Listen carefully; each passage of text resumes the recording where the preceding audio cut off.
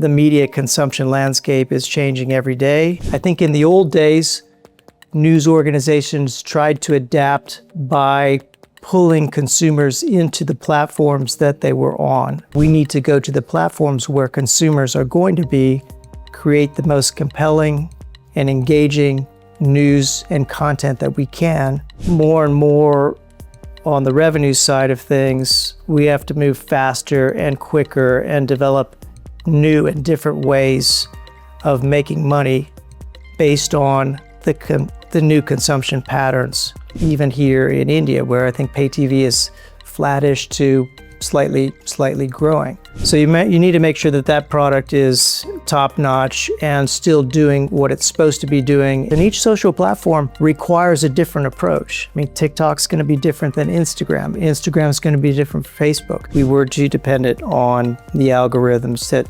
directed traffic to us and became less dependent on developing those direct engaged audiences. Many things that we're doing now with AI, but on the periphery and not directly impacting the actual journalism that's happening. If you can take the core CNI product and use AI to localize it into Hindi or Kannada or many of the languages here in India, you can reach a much greater audience on that. We've published one just a few weeks ago on, the counting of the 1.2 billion people in India. How are you going to do that? It's an amazing story and one that really resonated with our international audiences. I don't, because I'd be floating around in the Persian Gulf, and I've spent enough time doing that. So I'm glad I'm not in the Straits of Hormuz, where I've been many times.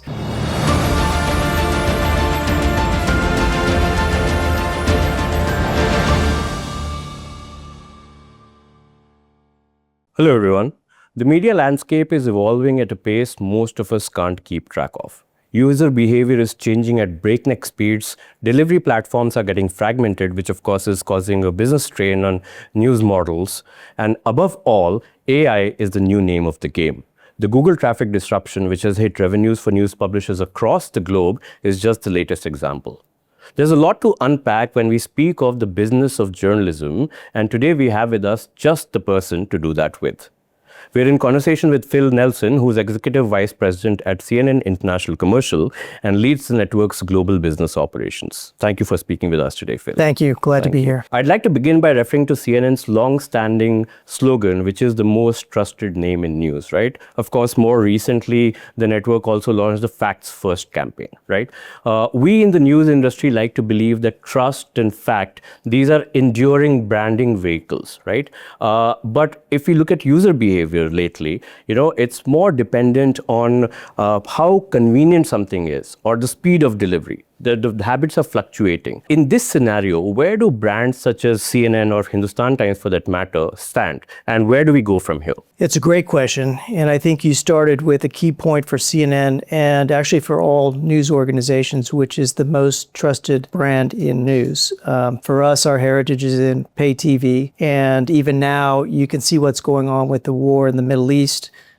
One of the first places people will turn to is CNN, to make sure that they get the right facts and the right coverage about what's going on in the Middle East. So breaking news, extremely important to CNN, and that credibility that goes along with covering the news is important. But to your question about where do we go from here, it's really all about engagement for CNN and for all news organizations. So our approach is pretty straightforward, which is to be engaged with our consumer wherever they are.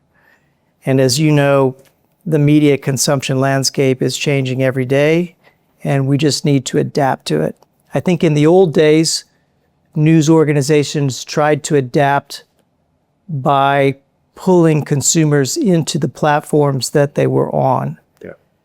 Now what we need to recognize, and what all of us are recognizing, is that we need to go to the platforms where consumers are going to be, create the most compelling and engaging news and content that we can, and engage with them where they are. Right. Phil, you've spent many years in the business of news now, right? In fact, you and other business leaders like you've silently worked in the shadows so journalists like us could pretend that money was a minor detail, right? When it comes to your professional priorities in the last decade or so, how do you think they've shaped up? And do you believe that this decade is way more volatile when you compare it to the previous decade when it comes to the news business? There's a lot to unpack there. I mean, I don't think of myself as lurking in the shadows too much, but certainly the revenue side of the business gets a lot less attention than the editorial side, and that's okay. That's how it should be. But I see the dynamics of the industry continuing to increase, and the pace of change is increasing. So more and more on the revenue side of things, we have to move faster and quicker and develop new and different ways of making money based on the new consumption patterns of our audience. So for us now, and I think into the future on the commercial side of the business, it's really about revenue diversification. Right.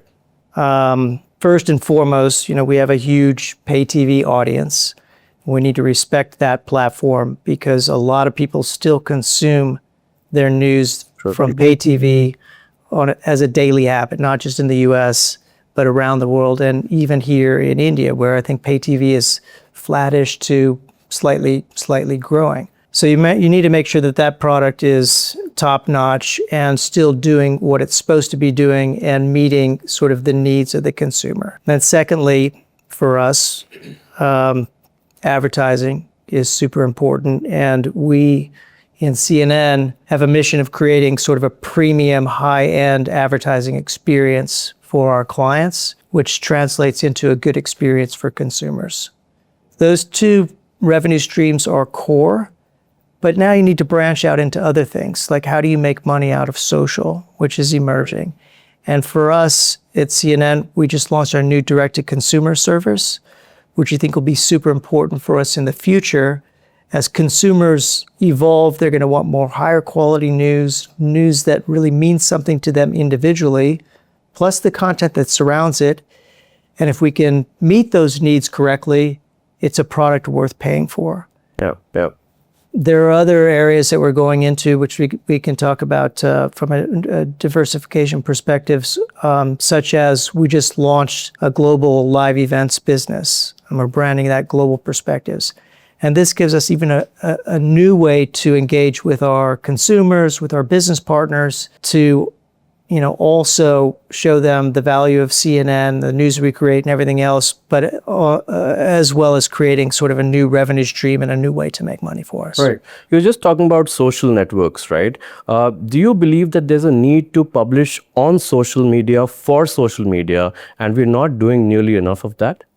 I think we're all learning quite a lot in this space. And I'd be interested to hear what you're doing here in India, because I think there's things we can learn from that are going on throughout the world. But yeah, I think we are not, as a news organization, quite up to speed on how to engage with our social users. The younger consumption patterns are much different now, and it's up to us to figure that part out. So at CNN, we're beginning to publish for all platforms. So we can take the same content, the same story, and be able to publish it for traditional pay TV, for traditional digital, but also for different social platforms. And each social platform requires a different approach. I mean, TikTok's going to be different than Instagram. Instagram's going to be different from Facebook. But you can take the same sort of core content and make that relevant for the specific audience, depending on the platform. Phil, I was just referring to the Google traffic disruption, right? I mean, what happened there was that news publishers, they put their eggs in one basket, which was the Google basket, right? And then came the AI disruption, right? Of course, those publishers who had more loyal and direct audiences took a smaller hit. What do you make of this phenomenon, and where do we go from here as digital publishers? Well, I think if you take a step back, the disruption is probably a good thing, because we were too dependent on the algorithms that directed traffic to us and became less dependent on developing those direct engaged audiences. So it's a bit of a wake-up call and something that we're all responding to. For us at CNN, our direct-to-consumer experience is key to that, where if you can take those users who are highly engaged and even make them more engaged, you have a revenue opportunity. And while you're doing that, find a way to engage other audiences and have direct relationships with them. So while scale is still important, and especially for us in the advertising business, and I think, we'll continue to work on preserving that scale business, it's also increasingly important to have those one-to-one relationships where you and your consumer are highly engaged. I think that's going to be one of the revenue models going forward for us. Right. Let's stay with AI here for a bit. The publishers still recognize that Google sends a lot of traffic their way, which is not the case with AI platforms, right? I was speaking with a newsroom leader very recently from another organization. I quote him, of course, anonymously, and he goes, "The AI dude bros don't have a lot of respect for original and quality journalism." I'm sure you'll pardon the language, but when we're speaking about AI, do you believe it's an enabler of journalism, a killer of journalism, or do you think AI will become a journalist itself soon enough? Another good question. And, I go back to sort of my opening comments about the war in the Middle East right now and the CNN coverage of that war, which everybody turns to and they know and they understand as credible and trustworthy. And that's journalism essentially without AI. It's journalists that are out in the field, that are collecting data, that are analyzing the story, that are talking with people, that are figuring things out and sharing that directly with the audience. That aspect of journalism, I think, needs to remain and stay. Uh-huh. The parts where AI, I think, can supplement that is from an enablement perspective. I mean, there's many things that we're doing now with AI, but on the periphery and not directly impacting the actual journalism that's happening. We use it quite a lot from a commercial perspective. Audience and data insights, for example, is a big area where machine learning has helped us really understand our consumer and provide better advertising solutions to them. We're also experimenting in localization using AI. So right now we're predominantly an English service. We have Arabic and also Hispanic services. But if you can take the core CNI product and use AI to localize it into Hindi or Kannada or many of the languages here in India, you can reach a much greater audience on that. And there are other examples of how we can use AI to, I think, enhance our core journalism. But at the heart, I don't think AI replaces journalism. I think it just supports it as long as we do it in the appropriate ways. And we have to figure that out as an industry. Right. I think it's pretty new for all of us, and it's moving very fast. Yeah, extremely fast. AI is just the latest of many such disruptions that have happened, right? Right from the Middle Ages in the 15th century, the printing press, right? Later in the 20th century, the computer, the internet. Then came the cell phones and the big tech revolution. Do you believe that AI is possibly a bigger disruption than any of these? Or is it very different from these disruptions because it impacts all phases of a news cycle, right? So collection, production, distribution. I think every disruption that we have from now and going forward is going to be more disruptive than the previous one. And that's the evolution of disruption and technology. So all of the disruptions you described are greater than the one that previously happened. But look, it's not going away. It's up to us as an industry to embrace it and to figure out how to use AI in the appropriate way, both editorially and also commercially, where I see, tremendous benefit and sort of advantages to using AI, especially when you think about, from an advertising perspective, what machine learning and the sort of data translation can do to allow our clients our partners to reach their audience in a much more appropriate way and a better way. If you look at global news organizations, many of them are choosing to go more local and more digital. I mean, what happened at the Washington Post is just one of many such examples, right? From the perspective of a global news brand, right, what do you think is the right strategy, or should it be a hybrid between expanding to more geographies or just focusing on more deeper engagement within the market that you exist in already?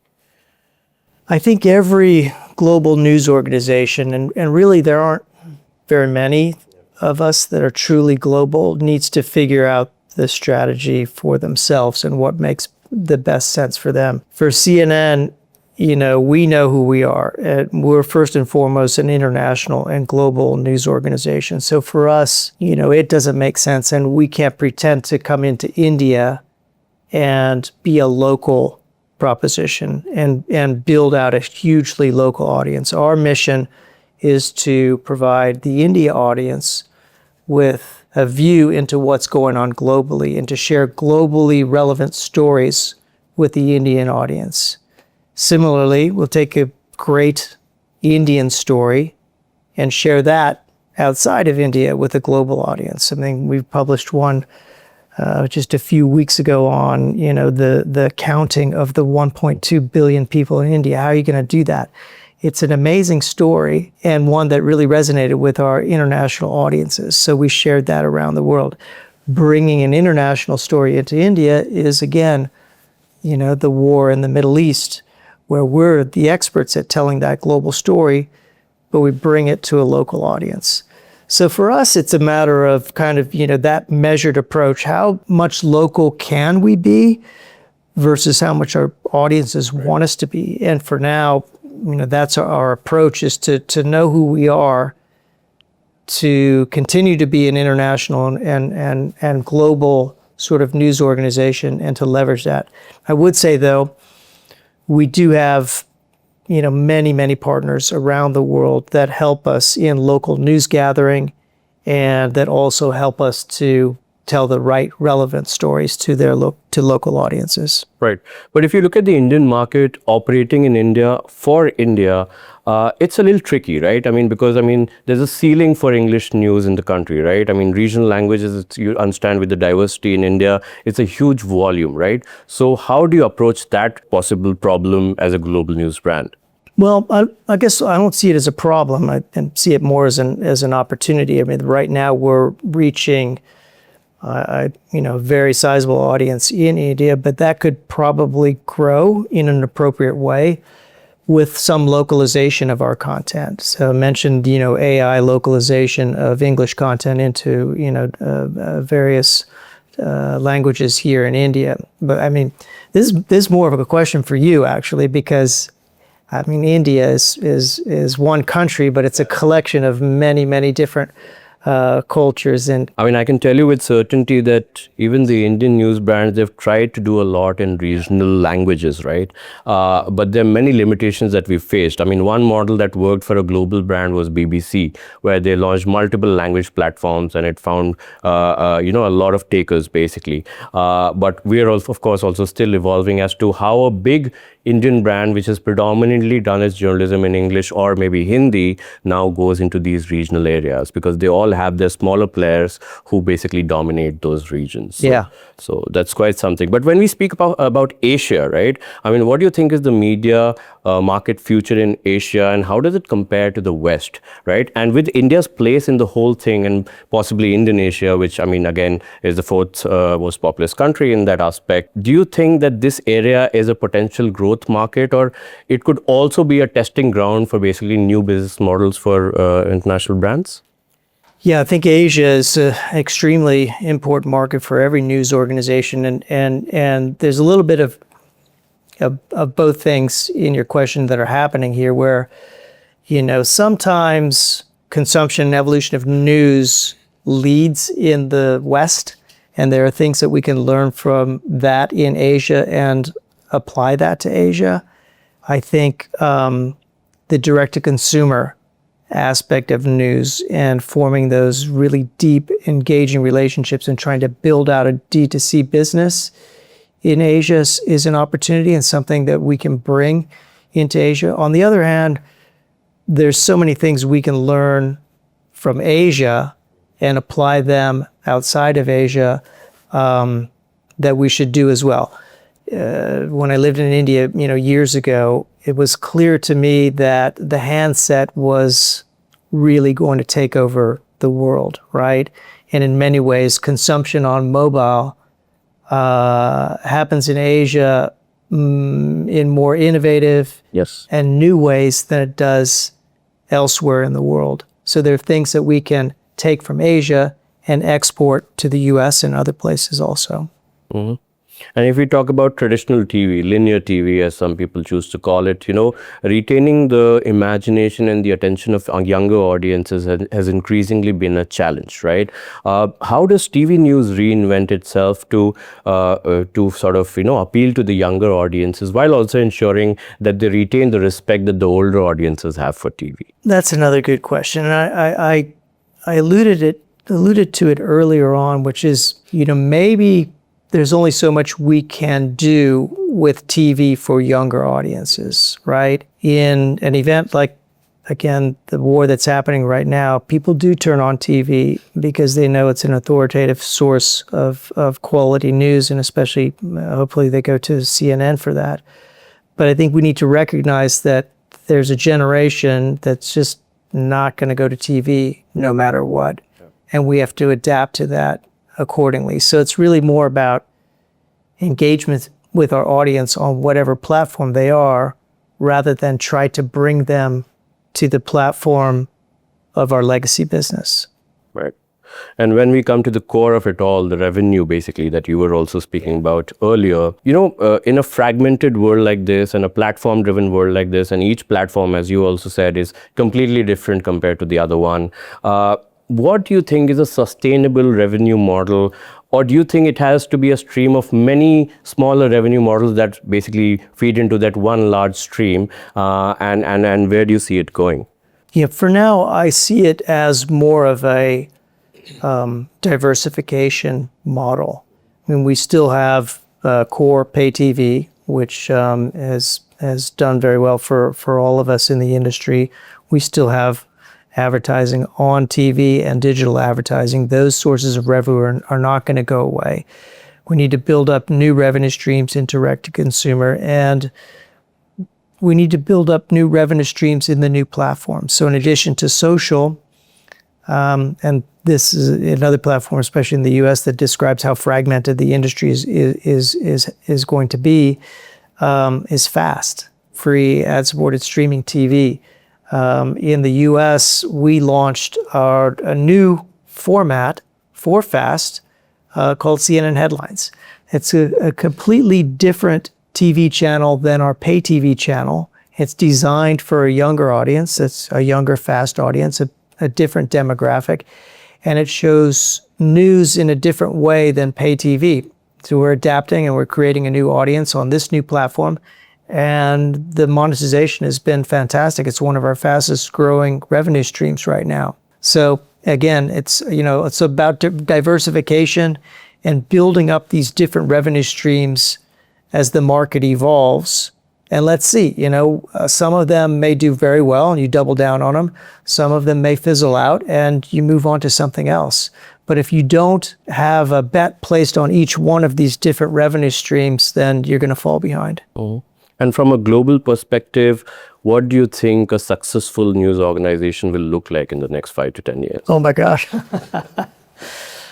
Look, I think a successful news organization is going to be one that has a successful audience that trusts the product that it puts out, that trusts the news that it generates, that trusts the editorial integrity that it aspires to. I am commercial, but if you achieve that mission, the revenue will follow appropriately.